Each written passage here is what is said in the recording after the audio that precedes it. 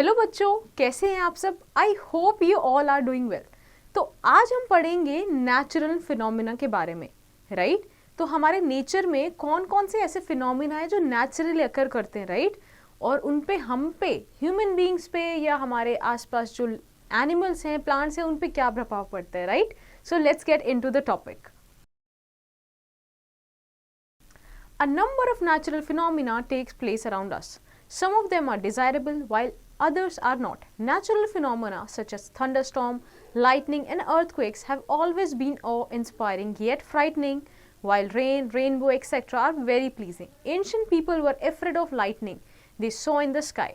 They thought that God was angry with them. Therefore, to please God, they offered prayer and prepared many rites. But today, the truth behind the phenomena has revealed by the contribution of many great scientists. In this chapter, we will study about some natural phenomena in detail. बहुत सारे ऐसे natural phenomena हैं जो हमें अच्छे लगते हैं, right? जैसे रेनबो हो गया, रेन हो गया, बट कुछ ऐसे हैं जिससे हम डर भी जाते हैं, जैसे लाइटनिंग, अर्थक्वेक, राइट? तो हम इनके पीछे देखते हैं कि एक्चुअल किस प्रिंसिपल पे या ये क्यों होते हैं, right? So all the substances are made up of atoms which have central part called nucleus. Some microscopic particles called subatomic particles are present inside the atom. These are electrons, protons and neutrons. The electrons are negatively charged, the protons are positively charged and neutrons carry no charge. Neutrons and protons are present inside the nucleus while electrons revolve around the nucleus in well-defined paths which are called orbits. The structure of atom is similar to the solar system. As all the planets revolve around the sun, in the same manner, electron revolves around the nucleus in their orbits. Thus, we can say that the negative charge surrounds the nucleus while the positive charge is concentrated at the center of the atom. Okay, तो जो जितने भी substances है वो किससे बने हैं? Atom से बने हुए हैं और उनके सेंट्रल पार्ट में क्या न्यूक्लियस होता है, राइट? और जो बेसिकली जो एटम है ये सब एटॉमिक पार्टिकल से मिलके लिए बनता है, जिनको हम बोलते हैं electron, protons and neutrons. So electrons are negatively charge subatomic particles, right? Protons are positively charge subatomic particles and neutrons are neutral charge, right, subatomic particles. तो जो एक एटम होता है उसके सेंटर में क्या होता है? प्रोटॉन होता है और क्या होता है? न्यूट्रॉन्स होते हैं, राइट? और उसके अराउंड इलेक्ट्रॉन्स रिवॉल्व करते हैं, किसमें? ऑर्बिट्स में, राइट? तो जैसे कि एक सोलर सिस्टम में रिवॉल्व करते हैं सन के अराउंड प्लैनेट्स, वैसे ही सेम वे में एटम में प्रोटॉन्स और न्यूट्रॉन्स के रिवॉल्व कौन करता है? Electrons, right? Now let's go to the charge bodies. What are these charge bodies? As in an atom, electrons carry negative charge while the protons carry positive charge. So, a material that has equal number of electrons and protons is electrically neutral. It is extremely hard to remove a subatomic particle from its nucleus because neutrons and protons are closely held inside the nucleus. On the other hand, the outermost electrons are loosely held by the nucleus and can easily be removed. Right? तो basically क्या, जो भी कोई भी जो let's say कोई भी एक चीज़ है, कोई भी एक मटेरियल है, right?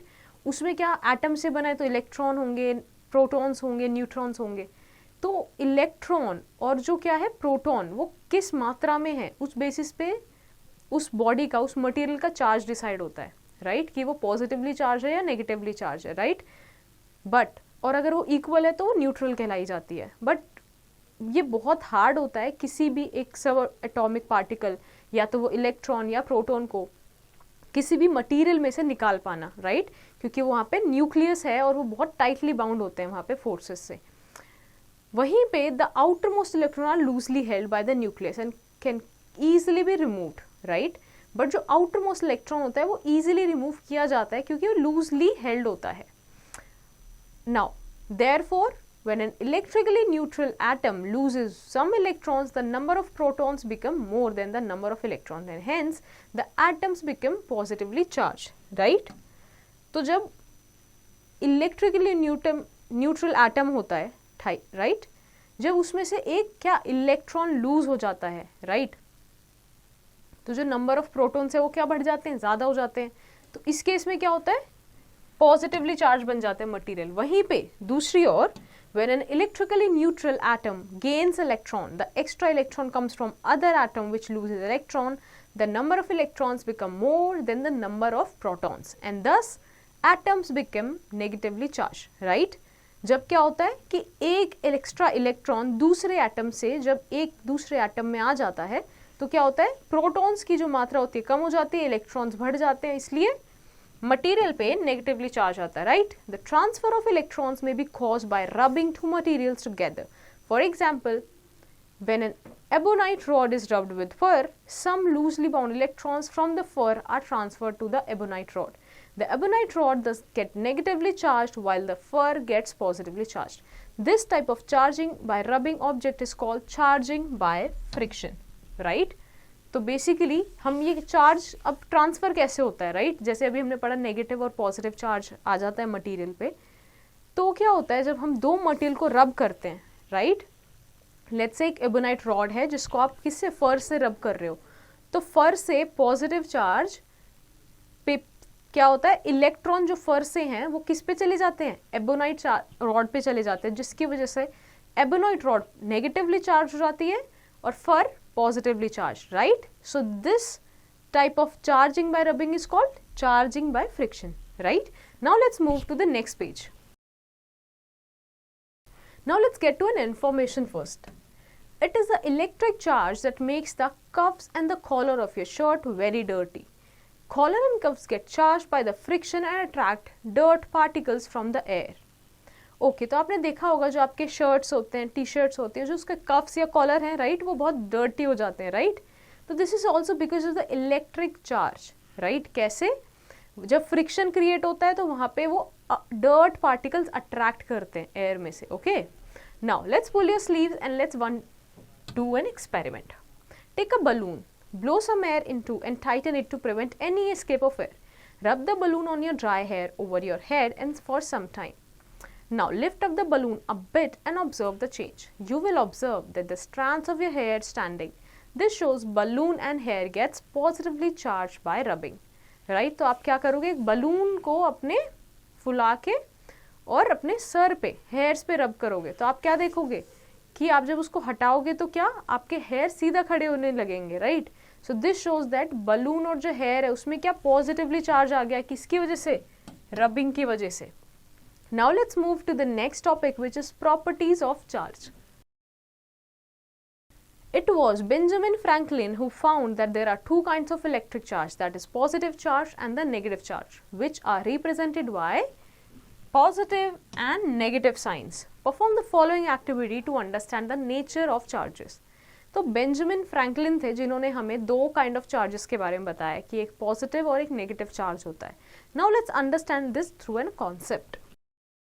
Take the ebonite rod and rub it with a wool. Hang it with a thread. Rub other ebonite rod by the same method and bring it near to the suspended rod. Record your observation. Now rub the glass rod with silk. Bring it near the suspended charged ebonite rod. Record your observation. So basically आपको क्या करना है, एक ebonite rod लेनी है और उसको रब करना है वूल पे, ठीक है, और उसको फिर एक थ्रेड से हैंग कर देना है. अब आपने दूसरी एबोनाइट रॉड लेनी है, राइट, और उसको किसके पास लाना है, वो सस्पेंडेड रॉड के पास, और अपना ऑब्जर्वेशन रिकॉर्ड करना है. You will notice that when two charge ebonite rods are brought near to each other they repel each other, while when charge glass rod is brought near the suspended charge ebonite rod the glass rod attracts the ebonite rod, right. तो आप क्या देखोगे, जब दो charge rod को आप पास में लेके आए हो तो क्या करेंगे, वो रिपेल करेंगे, और तब एक अनचार्ज और एक चार्ज एबोनाइट रॉड पास लाइए तो क्या वो अट्रैक्ट करेंगे, right. From the above activity following conclusions can be drawn. What? Like charges repel each other, it means positive charge repels positive charge while and negative charge repels negative charge. Okay, तो इससे हमें क्या समझ आया कि like charges एक दूसरे को रिपेल करते हैं, मतलब पॉजिटिव और पॉजिटिव वाले मटीरियल एक दूसरे को रिपेल करेंगे, वहीं पे दोनों अगर मटेरियल्स पे नेगेटिव चार्ज है तो क्या वो रिपेल करेंगे. Unlike charges attract each other, it means positive charge attracts negative charge and negative charge attracts positive charge, right. तो क्या जो ऑपोजिट चार्जेस हैं दैट इज पॉजिटिव किसको अट्रैक्ट करेगा, नेगेटिव को, एंड वाइस वर्सा। जैसे कि हमने इसमें देखा, राइट, जब हम दो एबोनॉइड रॉड को क्या किया था, चार्ज कर लिया था, दोनों को चार्ज कर लिया तो दोनों पे क्या सेम चार्ज आ गया, इसलिए क्या किया, रिपेल किया। बट जब एक हमने चार्ज रॉड ली और एक अनचार्ज ली तो दोनों में क्या डिफरेंट चार्ज है, इसलिए क्या किया, रिपेल नहीं, अट्रैक्ट किया, राइट, ये बोल रहा है ये। Okay, the force of attraction and repulsion operates when the charges are placed in vacuum. Okay, तो अट्रैक्शन रिपल्शन का जो ये फोर्स है कहाँ काम होता है, ये जब हम वैक्यूम में इजीली ऑब्जर्व कर पाते हैं। Another property of charge is that it charges a neutral body when it comes in contact with it. It means if a body having no charge is brought in contact with a charged body, it also gets charged and the charge acquired by it similar to the charge of the charged body. So basically क्या बोल रहा है, let's say आपकी एक body है, एक ये material है जिसपे क्या पॉजिटिव चार्ज आ गया है, इसके अराउंड अगर आप कोई दूसरी बॉडी या दूसरी कोई ऑब्जेक्ट लेके आओगे तो क्या उस पर भी सेम चार्ज हो जाएगा, मतलब पॉजिटिव चार्ज, राइट, तो चार्जेस ट्रांसफर होते हैं। Now let's move to the next topic which is electroscope. Let's understand about this device. Is there any device by which you can check whether a body is charged or not? Yes, there is a device called electroscope which can check whether a body is charged or not. Right? तो ऐसी body जिससे हम check कर पाते हैं कि for example कोई भी पर्टिकुलर ऑब्जेक्ट की पॉजिटिवली चार्ज है या उसमें नेगेटिव चार्जेस ज़्यादा हैं, तो इस डिवाइस को हम क्या बोलते हैं, electroscope. Now let's move to the next page. Now let's see the construction of electroscope. Okay, a simple electroscope consists of a vertical metal rod, usually made up of copper or brass, from the bottom end of which hang two parallel thin flexible gold foils. The top of the rod is round or disc shape, also called ball terminal, where the charge to be tested is applied. The whole assembly is placed inside a glass case to stop the air from blowing the delicate gold foils around. Right? So basically क्या करते हैं, ये है एक electroscope, right, एक glass container के अंदर होता है, ठीक है, और ये किससे कनेक्टेड है, एक ब्रास रॉड से, ठीक है, ब्रास रॉड से, या फिर ये कॉपर की भी होती है, और इससे नीचे सस्पेंडेड होते क्या, दो ऐसे गोल्ड फॉइल, राइट, और ऊपर एक होती है brass disc. This is insulator plug, जिससे कि क्या एयर टाइट बना रहे, राइट, बाहर से एयर ना आए। दूसरी चीज क्या होती है, ग्लास बॉटल, यहाँ पे एक मेटल फॉइल अटैच होता है और ये कनेक्टेड होता है किससे, नीचे अर्थ से। All right, now let's understand the working of this electroscope. When a charged object such as glass rod that has been rubbed with silk cloth is brought in contact with the top of the metal rod carrying the gold foil, the foils immediately push apart as they become charged and repel each other. The charge is transferred from the glass rod to the gold foils through the metal rod. Since both the foils receive the same charge, they repel each other. When top of the metal rod is touched with finger, the gold foil return to their original position. This is because the gold foils lose their charge to the earth through the body and are discharged. The process of transferring charge from a charged object is to the earth is called earthing. Okay, now let's see. अब हम इसकी working देखते हैं कि ये work कैसे करता है। लेट्स से आपने एक चार्ज ऑब्जेक्ट लिया और उसको गोल्ड रॉड लिया, आपने ग्लास एक रॉड ली और उसको किससे रब करके सिल्क क्लॉथ से आप क्या करोगे, इस एरिया के पास ब्रास डिस्क के पास लेके आओगे, तो क्या होगा कि जो ऑब्जेक्ट के पास चार्ज है वो ही चार्ज किसमें, गोल्ड फॉइल्स में चला जाएगा, ठीक है। अब सिंस यहाँ पे चार्ज सेम जाएगा, तो लेट्स से अगर दोनों में पॉजिटिव या फिर दोनों में नेगेटिव चार्ज किया तो क्या होगा, सेम चार्जेस क्या करते हैं, रिपेल करते हैं, राइट, तो ये रिपेल करेगा। ओके, तो इससे क्या होगा, तो दोनों गोल्ड फॉइल है वो कैसे, ऐसे दूर चली जाएंगी। फिर क्या होगा, अगर आप इसको नॉर्मल उंगली से टच कर दो तो ये न्यूट्रल हो जाएंगे और गोल्ड फिल्म्स ऐसे आ जाएंगी, बिल्कुल ठीक है। तो इससे हमें पता क्या चलता है कि कैसे जो ये इलेक्ट्रोस्कोप है वो यूज कर सकते हैं हम, क्या कि मटेरियल का चार्ज कैसा है, राइट, वो अट्रैक्ट कर रहे हैं, रिपेल कर रहे हैं, क्या चार्ज है। ऑल राइट, अब इसी चीज को हम क्या बोलते हैं, अब जो भी यहाँ से चार्ज आया आपके पास जब आपने यहाँ से पुश किया, ठीक है, लेट्स से आपने यहाँ पे फिंगर पुट किया और क्या हो गया, न्यूट्रल हो गया। तो जो भी चार्ज था इससे पहले जो इसमें चार्ज प्रेजेंट था वो क्या हुआ, यहाँ से मेटल फॉइल के थ्रू अर्थ में चला गया। इसको हम बोलते हैं अर्थिंग। ऑलराइट, जब ट्रांसफर होता है चार्ज किससे, चार्ज ऑब्जेक्ट से कहाँ पे, अर्थ तक, उसको क्या बोलते हैं, earthing. Now let us learn to make a electroscope through the following activity. Now let's do this. Take a transparent bottle, a piece of thick insulated copper wire, a sheet of stiff paper, aluminum foil and a plastic scale. Now cut off the stiff sheet of a paper in a manner to fit the mouth of the bottle. Make a small hole in the stiff sheet and pass the copper wire through it such that there is no gap between the wire and the paper. Remove 2 cm of insulation from either end of the wire and bend the lower end of the wire to form a hook. Cut 2 thin aluminum strips and hang them from the hook. Now place the stiff paper carefully on the mouth of the bottle and seal it with a tape. Ensure that the strips of the aluminium are intact when placed in the bottle. Your electroscope is now ready. So basically आपको क्या करना है, transparent पॉपल, एक thick insulated copper wire, sheet of stiff paper, aluminium foil और plastic scale लेना है, right. और आपने क्या करना है कि जो आपने एक पॉपल लिया उसमें ऊपर से उसको मेक श्योर एक थिक किससे, स्टिफ पेपर से उसको कवर कर दो। यहाँ से आपको एक कॉपर वायर डालनी है और उसमें नीचे के एंड्स में ऐसे हुक बना देना जिसमें आपने एल्यूमिनियम फॉइल उसमें हैंग करना है, राइट। और जब आप इसको ऊपर से सील कर दोगे तो ये क्या बन जाएगा, एक तरीके का आपका electroscope, right. Now let's move and understand charging and discharging. What is charging and discharging? Charging is a phenomena in which an object accumulates the charge. On the other hand, when charged body loses or transfers its charge to another body which does not have any charge, it is called discharging, right? तो जब एक charged body तो है, right? जब कोई भी एक object क्या charge accumulate करता है तो उसको क्या बोलते हैं, charging। वहीं पे दूसरी तरफ जब एक body, charged body charge छोड़ती है, right? उसको हम क्या बोलते हैं, discharging। Right, charging can be done by 2 methods. First is by charging by conduction. Charging, which is done by bringing a neutral object, uncharged object, in contact with the another charged object, is called charging by conduction.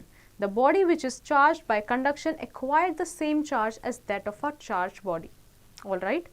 तो basically charging by conduction क्या होता है, जब एक charged body जो है और जो एक अनचार्ज बॉडी है उनको पास में लाया जाए, राइट। तो जो क्या है, अनचार्ज बॉडी भी चार्ज हो जाएगी। ये क्या हुआ, charging by conduction. Alright, now let's move to the next part.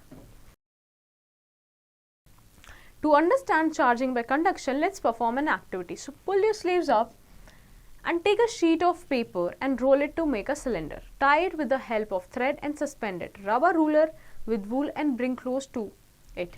Observe the changes. Now touch the ruler with the paper cylinder for few seconds and move away. Again bring it near to the paper cylinder without touching it and record your observation.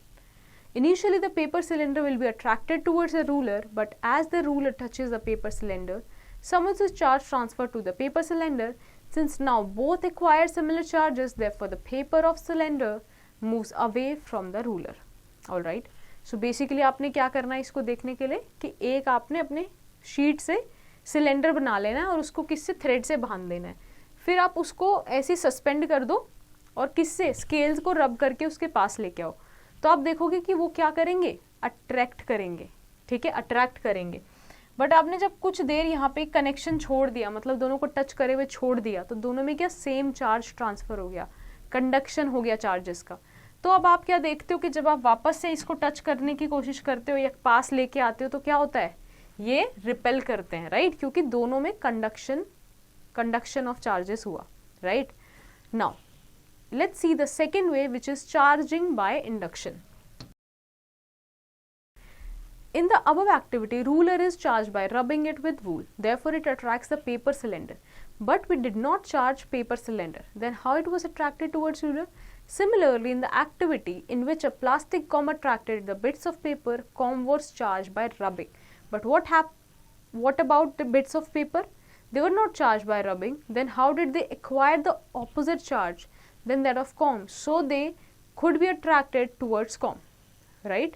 तो देखो अभी क्या हुआ, हमने ऊपर वाली activity में क्या देखा कि जो रूलर था, जो स्मार्ट स्केल था, उसको हमने रब करके चार्ज किया था, ठीक है, और उसने क्या किया, अट्रैक्ट किया पेपर सिलेंडर को, ठीक है। बट हमने चार्ज किसको किया, नहीं किया, पेपर सिलेंडर को चार्ज नहीं किया, तो फिर एक्चुअल में अट्रैक्ट कैसे किया उसने? Then how it was attracted towards ruler, जब सिलेंडर को हमने चार्ज ही नहीं किया। सिमिलर वे में अगर हम एक प्लास्टिक कॉम को चार्ज करते हैं, राइट, तो पेपर से अट्रैक्ट हो जाता है, बट पेपर को तो हमने चार्ज ही नहीं किया, तो पेपर से अट्रैक्ट क्यों हो रहा है, right. So let it understand the phenomena in which a charge body attracts the uncharged body. तो हम ये समझते हैं कि कैसे एक चार्ज बॉडी दूसरे अनचार्ज बॉडी को अट्रैक्ट करती है, right. Every uncharged body has equal numbers of positive and negative charged particles.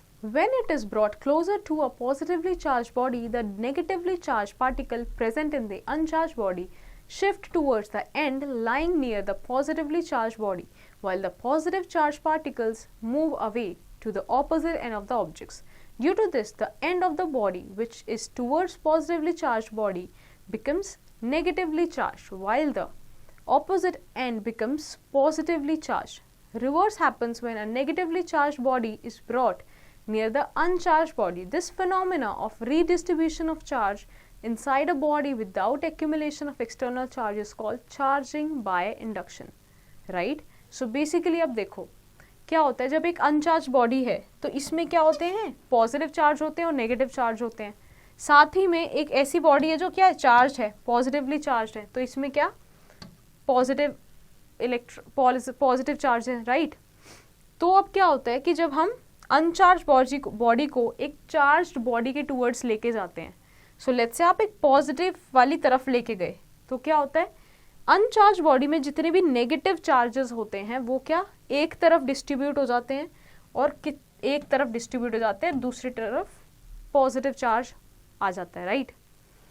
तो इस तरीके से क्या होता है, जब ये चार्जेस बिल्कुल ऐसे हो जाते हैं, ठीक है। सेम रिवर्स किस में होता है कि लेट्स से अगर आप एक नेगेटिवली चार्ज बॉडी लेके आ रहे हो तो नेगेटिव के चार्ज के टुवर्ड्स पॉजिटिव चार्ज वाले आयंस जो चार्जेस हैं वो इकट्ठा हो जाएंगे और दूसरी तरफ नेगेटिव चला जाएगा, राइट। ये जो रीडिस्ट्रीब्यूशन होता है चार्जेस का, ठीक है, इसको हम क्या बोलते हैं, charging by induction, right. Now you can understand why bits of paper and paper cylinder which were not charged attracted towards charged comb and rulers respectively. So now let's get into information. While using spray paints to paint the vehicle effectively, the paint droplets in the spray are charged and an opposite charge is put on the surface to be coated. This results in an even coat of paint without wastage. Right? आपने spray paints देखे होंगे, तो किस principal पे काम कर रहे हैं? बेसिकली यही पॉइंट यूज होता है। कैसे, यहाँ पे ऑपोजिट चार्ज किस में दिए, लेट्स से स्प्रे जो पेंट है आपका उसमें एक चार्ज देते हैं, जो आपकी कोटिंग वाली बॉडी है, लेट्स से जो कार की बॉडी है उस पर ऑपोजिट चार्ज चढ़ाते हैं, ठीक है, और फिर उसको स्प्रे करते हैं। दिस मेक श्योर कि जो भी कोटिंग हो रही है वो कितनी, वो क्या होगी, इक्वल तरीके से होगी, राइट, और क्या होगा, पेंट वेस्ट भी नहीं होगा। Now let's get to a question. We can easily charge non-metals, but we cannot charge a copper rod by rubbing easily. Why? So you have to find this answer, right? Now let's move to the next page. So let's study about lightning. Lightning is a giant electrical spark that takes place between clouds or between a cloud and the ground. The spark is caused by tiny particles called electrons moving suddenly from one place to another. It is very different from the other electric sparks seen when there is a short circuit or when woolen or polyester clothes are taken off from the body in dry weather. Lightning is unpredictable and seems to occur randomly and instantaneously. When lightning strikes a building or a tree, it can set off them on fire. Hence, lightning can burn things and cause death of living beings. Right? तो lightning क्या है, एक बड़ा electrical spark है जो कब होता है, clouds के बीच में, दो क्लाउड्स के बीच में या फिर क्लाउड्स और ग्राउंड के बीच में, राइट। तो ये बहुत ही टाइनी पार्टिकल्स जो क्या है इलेक्ट्रॉन, इनकी सडन मूवमेंट से, ठीक है, इसकी वजह से लाइटनिंग होता है। तो लाइटनिंग अनप्रिडिक्टेबल है, राइट, रैंडमली एकदम इंस्टेंट से एकदम से हो जाती है, राइट, और ये कई बार क्या होता है चीज़ों को जला भी देती है या फिर it can even cause death of living beings. Now let's understand the causes of lightning. Lightning usually occurs in large clouds called thunder clouds, which often reach a height of up to 15 kilometers. During the development of a thunderstorm, the air current moves upwards, where the water droplets moves downwards. Right? So देखो ये जो lightning है ये generally किस में होती है, thunder clouds में होती है, राइट, ऐसे क्लाउड्स जो बिल्कुल 15 किलोमीटर्स राइट के हाइट पे पहुंच चुके हैं, ठीक है, थंडर क्लाउड्स में होती है। तो क्या होता है जब थंडर स्टॉर्म बन रहा होता है, जो एयर करंट होता है वो ऊपर उठने लगता है और जो वाटर ड्रॉपलेट्स होते हैं वो क्या नीचे मूव करने लगते हैं। This vigorous movement is considered to be the reason for the separation of charges in a cloud. The positive charge accumulates near the upper edge, whereas the negative charge collects near the bottom edge of the cloud. Right? तो इसकी वजह से क्या होता है, जो air और जो वाटर ड्रॉपलेट्स का मूवमेंट है इसकी वजह से क्लाउड में जो चार्ज है वो सेपरेट हो जाता है, राइट। तो जो पॉजिटिव चार्ज है वो क्लाउड के अपर पार्ट पे आ जाता है और जो नेगेटिव पार्ट है वो बॉटम एज पे आ जाता है क्लाउड के। This causes a rearrangement of charges on the ground surface. Thus, positive charges accumulate near the ground surface and the air, which is a bad conductor of electricity, prevents a flow of charge from clouds to the ground. Right? तो क्या होता है अब उसके बाद जो positive charge है वो accumulate कहाँ हो जाता है, इसी की वजह से ग्राउंड के ऊपर, ठीक है, और एयर के ऊपर। अब सिंस हमें पता है कि जो एयर है वो बैड कंडक्टर है तो क्या है प्रिवेंट कर देती है फ्लो ऑफ चार्ज, कहाँ से, क्लाउड से ग्राउंड तक। However, when the magnitude of accumulated charge becomes high, the air is no longer able to resist their flow. It results in the flow of charge through it. When the negative charge meets the positive ground charge, it results in the streak of bright light and loud thunder. The bright streak is seen as lightning. This whole process is called electric discharge. This can be occurred between the cloud and the earth, or between the two opposite charged clouds, or between two oppositely charged parts of a cloud. Right? तो अभी आपको समझ आया कि क्या होता है जब अब ग्राउंड में भी क्या चार्ज आ गया, ठीक है, अब एयर जब एक बहुत ज़्यादा चार्ज इकट्ठा हो जाता है, ठीक है, क्लाउड में, और एयर रेजिस्ट नहीं कर पाती है, तो फिर क्या होता है कि जो क्लाउड में जो नीचे की तरफ नेगेटिव चार्ज है और जो ग्राउंड पे पॉजिटिव चार्ज है वो एक दूसरे से जब अट्रैक्ट करते हैं, जब वो मिलते हैं, राइट, क्योंकि बहुत ज़्यादा फ्लो बढ़ गया है, तो इसको हम क्या बोलते हैं, लाइटनिंग, कि इलेक्ट्रिक डिस्चार्ज हुआ है, right. A lightning streak occurs at an average rate of 50 to 100 discharge per second. All right. तो lightning streak का क्या average rate है, 50 to 100 discharge per second worldwide. Now, let's study about Benjamin Franklin. He was one of that who proved that cloud builds up charge during a storm, while lightning and thunder during the rainy season. Right? इन्होंने क्या बताया था कि जो cloud है वो क्या charge build करता है during rainy season, while lightning करता है during thunder during rainy season, right. In this experiment he flew a kite made from silk cloth into the clouds on a thundery day. He tied a metallic key to the silk thread of kite. When there was a flash of lightning in the clouds, he received an electric shock and the key was found to have warmed up. From this experiment, Benjamin concluded that the clouds during the rainy seasons are electrically charged.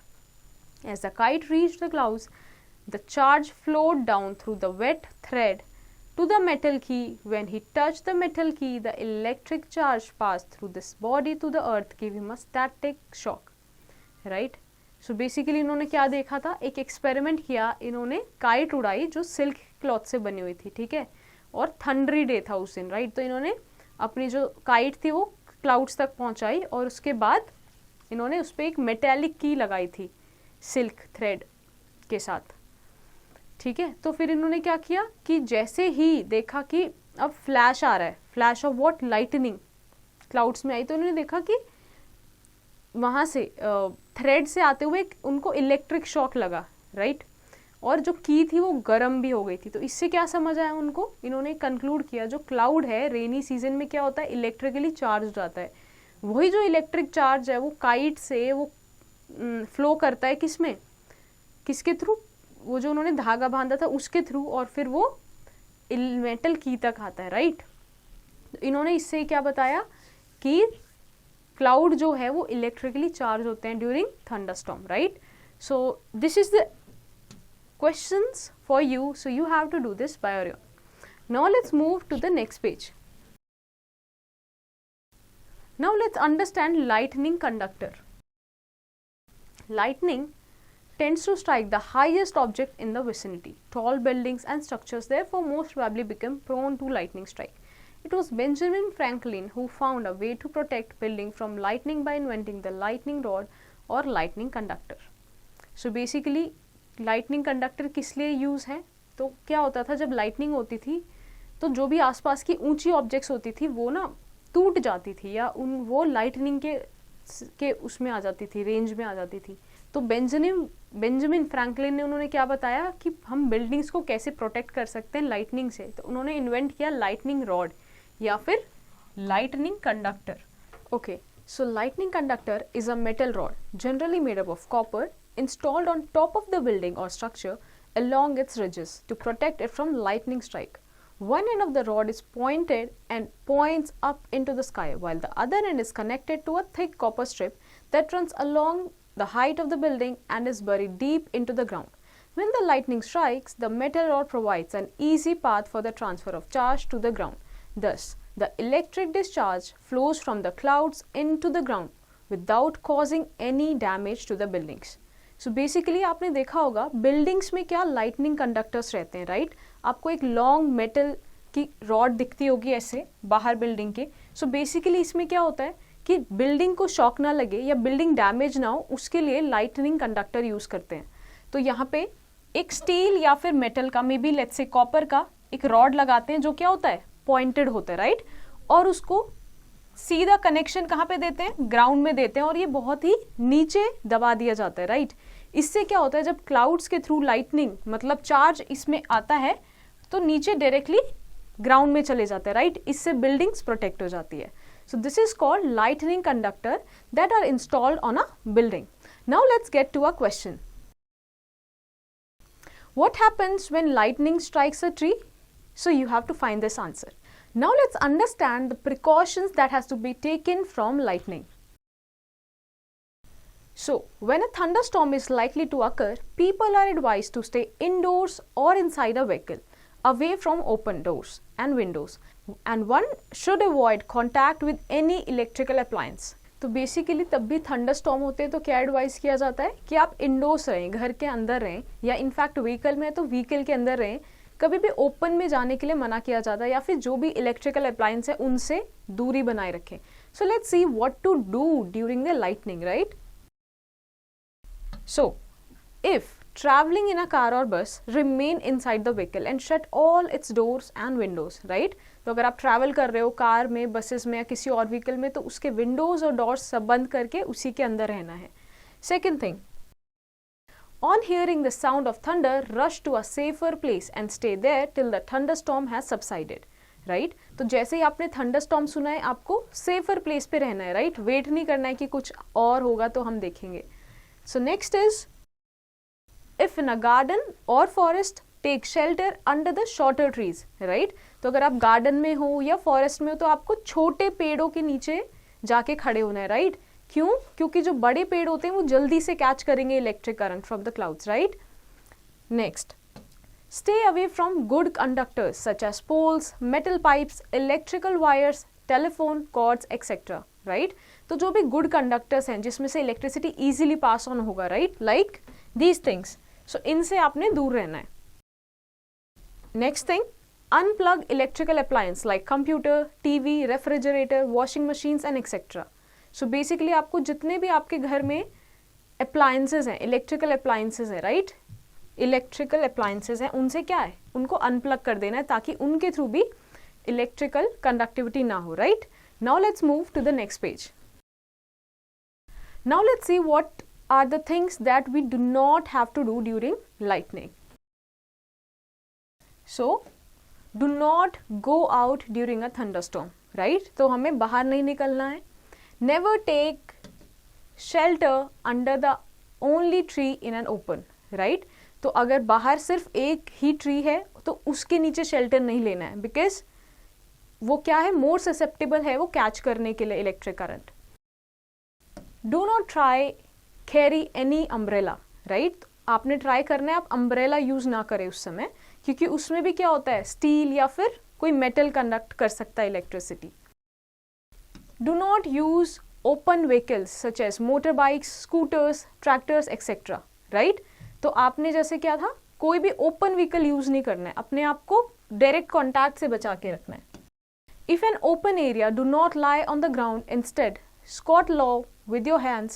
This will make you the smallest target to attract electrical discharge, right? तो आपने क्या करना है, ground पे Scott कर लेना है अगर आपको कोई ओपन एरिया नहीं मिल रहा है. इससे क्या होगा, आप सबसे नीचे एक लोएस्ट टारगेट बन जाओगे इलेक्ट्रिकल डिस्चार्ज के लिए. Next thing, avoid contact with running water. Running water है उससे भी आपने बच के रहना है. And one more thing, avoid high places as they attract lightning, right? तो हमें क्या, हाई प्लेसेस जैसे ट्रीज हो गया, ठीक है, बिल्डिंग्स हो गई, लंबी बिल्डिंग्स हैं, अगर आप उसके टॉप पे हो तो उन सब से बचना है. Now let's understand earthquake. So what is earthquake?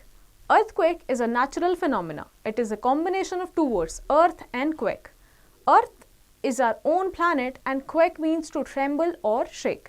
Thus, the naturally occurring phenomena in which the ground suddenly and violently shakes or trembles is called earthquake. Right? तो जैसे earthquake एक और क्या है, natural phenomena, मतलब इसमें human का कोई interference नहीं है, naturally occur होता है, कभी भी occur हो जाता है, right? Earth का मतलब जो हमारा planet है, और क्वैक का मतलब होता है ट्रेम्बल करना या फिर शेक करना, जिसकी वजह से क्या होता है, वॉयलेंटली शेक होता है ये, ठीक है, सडनली शेक होता है, इसको हम क्या बोलते हैं, earthquake, right? It can occur any time in a year. Some earthquakes are mild and some of them are very strong. A mild earthquake last only a few seconds and usually is unnoticeable. The strong earthquake last a few minutes and leaves behind it a trail of destruction and kill thousands of and hundreds of people.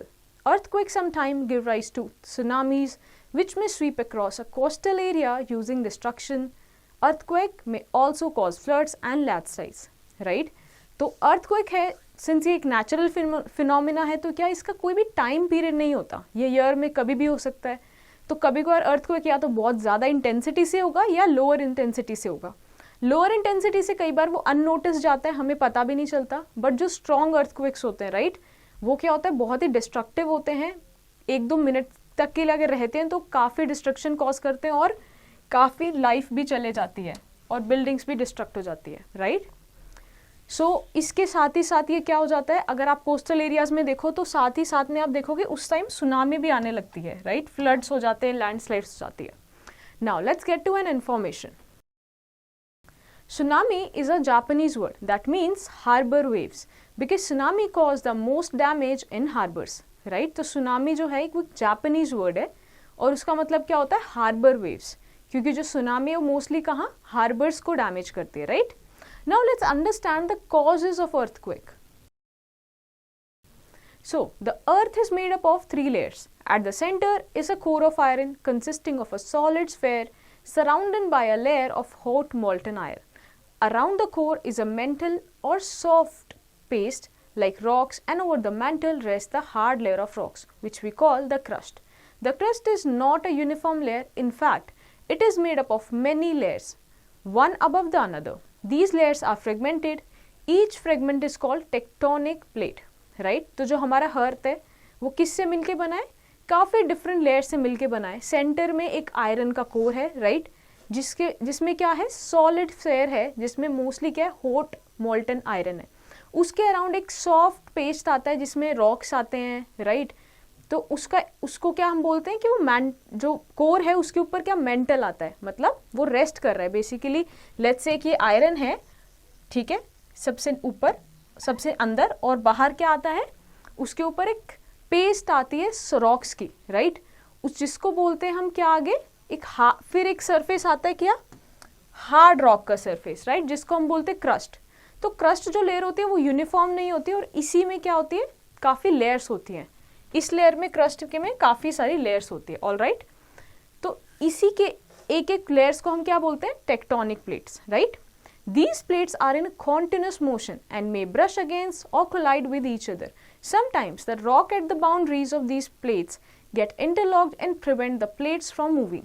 This results in building of pressure in these rocks. The pressure accumulates and reaches a point where the rocks fracture and slip away. The fracture and slipping away of rock results in the release of pressure built up, which causes the rocks to vibrate. These vibrations travel up to surfaces and cause earthquakes, right? So basically क्या हमने पढ़ा कि since यहाँ पे क्या होती है, काफ़ी सारी प्लेट्स होती है जिसको हम टेक्टोनिक प्लेट्स बोलते हैं। तो जब ये एक दूसरे के ऊपर रब करती है, ब्रश करती है, तो फिर क्या होता है, या ये इंटरलॉक हो जाती है, राइट। अब ये इंटरलॉक हो जाती है तो बहुत समय के बाद धीरे धीरे धीरे प्रेशर बिल्डअप होने लगता है। अगर ये इंटरलॉक ना हो तो वो प्रेशर रिलीज हो जाता है, बट अगर ये इंटरलॉक हो जाते हैं तो फिर प्रेशर बिल्डअप होने से एक समय बाद क्या होता है, अर्थक्वेक, राइट। ये अर्थक्वेक में बाहर सामने आता है। Now let's get to the next page. Sometimes an earthquake may be followed by aftershocks that occur as the rocks settle down in their new positions. The point where the earthquake originates is called focus. This is the starting point of the earthquake. The point on the surface of the earth immediately above the focus is known as the epicenter. So basically क्या होता है, आपने जो main जो wave आई होती है earthquake की, उसके बाद भी कुछ आफ्टर शॉक्स आते हैं। वो किस लिए आते हैं, जो प्लेट्स होती है, राइट, जो रॉक्स होते हैं वो फिर वो सेटल डाउन होने लगते हैं अपनी न्यू पोजीशंस में, इसीलिए वो सब्सिक्वेंट वेव्स होती है, right.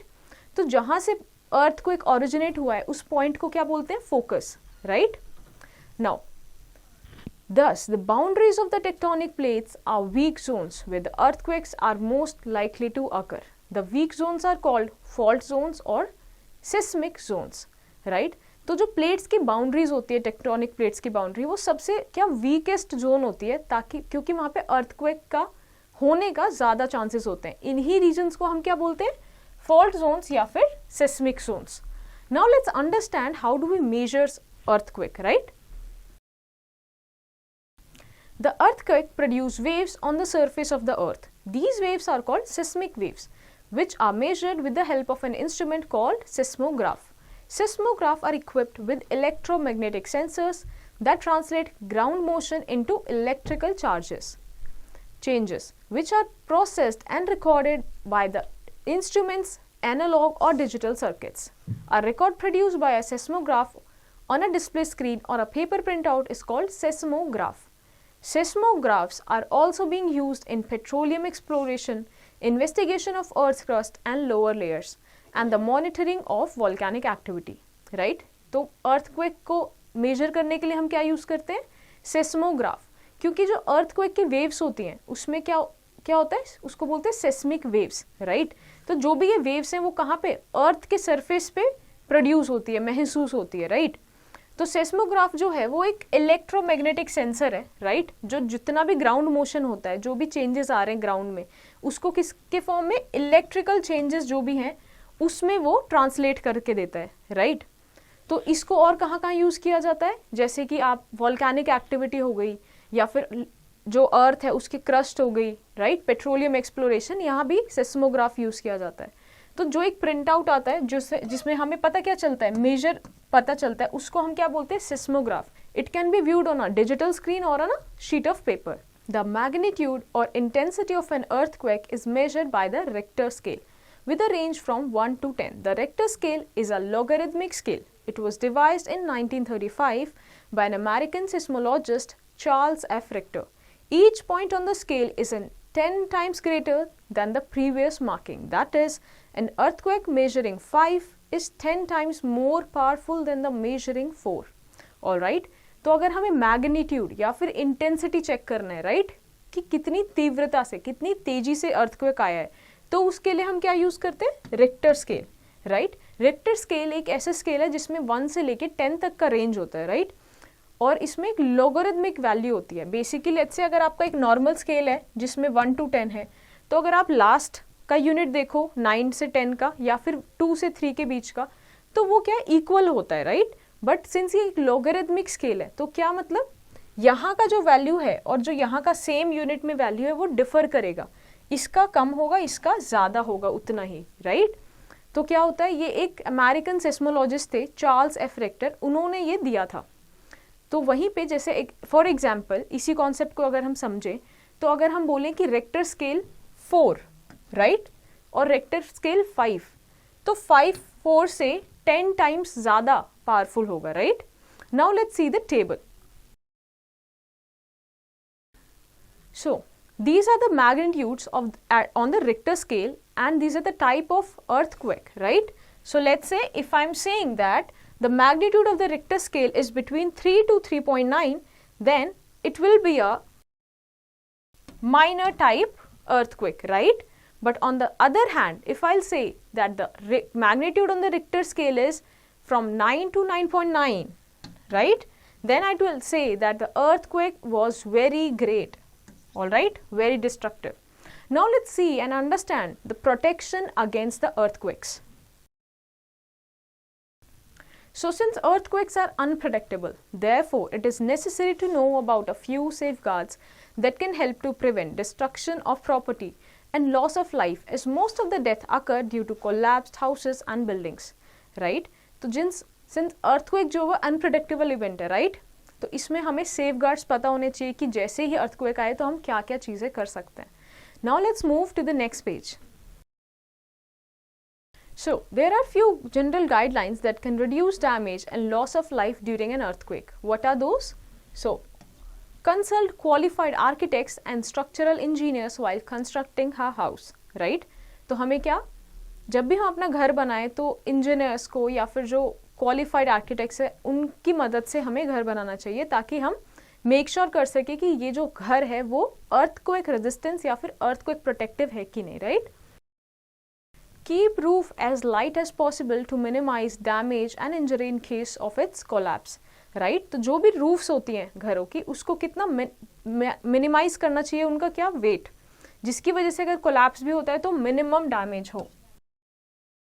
Fix books cases, china cabinets and other tall furnitures to wall by studding bolts so that they do not fall in case of an earthquake. तो जितने भी बुक केसेस हैं या जो लॉन्ग अलमीराज होती हैं उनको दीवारों से बोल्ट्स की मदद से फिक्स करना चाहिए ताकि अगर अर्थक्वेक आए तो वो फॉल ऑफ ना हो। In highly prone areas, use mud or timber instead of heavy construction material such as bricks, stones or concrete. Right तो जहाँ पे बहुत ज़्यादा आता रहता है अर्थक्वेक तो वहाँ पे क्या मड या फिर टिम्बर यूज़ करना चाहिए in spite of heavy construction materials like these things, right. What else we can do? Install and keep fire fighting equipments in working order, specially in tall buildings. तो हमें जो भी fire extinguishers हैं या जिसकी वजह से लेट्स से अगर अर्थक्वेक के टाइम फायर आती है तो वो सारे इक्विपमेंट्स हमें रखने चाहिए, ताकि specially in what long buildings, tall buildings. Now let's see the do's and don'ts during an earthquake. क्या हमें करना चाहिए और हमें क्या नहीं करना चाहिए। So if indoor, take shelter under a table or bed. It will protect you from falling objects. तो अगर आप अंदर हो तो टेबल के नीचे या बेड के नीचे अपने को रख लेना है, अपने आप को चले जाना है। क्यों? ताकि आप गिरते हुए ऑब्जेक्ट से अपने सर को बचा सको। If outdoor, keep away from high buildings and find a clear spot away from trees and overhead power lines. अगर आप बाहर हो तो अपने आप को हाई बिल्डिंग से राइट बचा के रखना है और ऊपर से जो भी पावर लाइन्स है उनसे भी बचा के रखना है। If in a car or vehicle, stop the vehicle and stay inside till the earthquake is over. Right तो अगर आप कार या व्हीकल के अंदर हो और ट्रैवल कर रहे हो तो अपने व्हीकल को स्टॉप कर लेना है और उसी के नीचे आपने शेल्टर लेनी है, ठीक है। Shut off kitchen gas and power of your home. So kitchen के लिए आपको क्या करना है, गैस ऑफ कर देना है और पावर ऑफ भी कर देना है। If you have proper time to escape, leave your home and move to an open area. So if you find a proper time, so आपको ओपन एरिया के टूवर्ड्स मूव करना है। If you are in bed, do not get up, protect your head with a pillow. और अगर आप bed में हैं तो अपने आप को पिलो से कवर करना है, अपने स्पेशली किसको, हेड पार्ट को।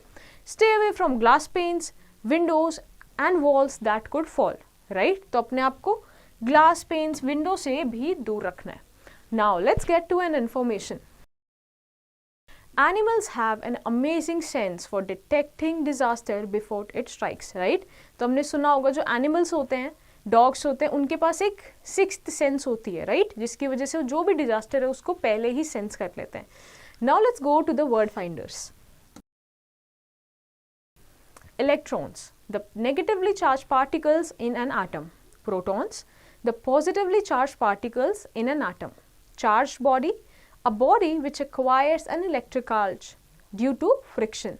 Uncharged body, a body which does not possesses any charge on it. Electroscope, an instrument used to test whether a body is charged or not. Earthing, the process of transferring charge from a charged body into the earth. Lightning, a high energy spark produced in the sky accompanied by a large amount of heat and light. Lightning conductor, a metallic conductor fixed on tall buildings to protect them from lightning. Thunder, a loud sound produced due to rapid expansion of air caused by heating produced during lightning. Earthquake, a phenomenon in which the earth's crust suddenly and violently shakes or trembles. Fault zones, a zone where earth is most likely to occur, right? Seismograph, a measuring instrument for detecting and measuring the intensity of an earthquake. Richter scale, a logarithmic scale which is used to express the magnitude of an earthquake. Now let's move to the next page. Now let's take a look on these following points. Some objects can be charged by rubbing with each other. When two different objects are rubbed together, the electrons from one transfer to the other by friction. There are two kinds of charges, positive and negative. Like charges repel and opposite charges attract each other. An electroscope can be used to detect whether a body is charged or not. The electric discharge between clouds or between cloud and the ground is seen as a flashes of lightning. Lightning conductor can protect building from damage by lightning. Earthquakes tend to occur at the boundaries of the Earth's plates. Earthquakes can cause tremendous damage to life and property. We should take necessary precautions to protect ourselves from natural phenomena. So, I hope ये chapter आपको समझ आया होगा. So, based on your understanding, you have to do the following exercise in your homework.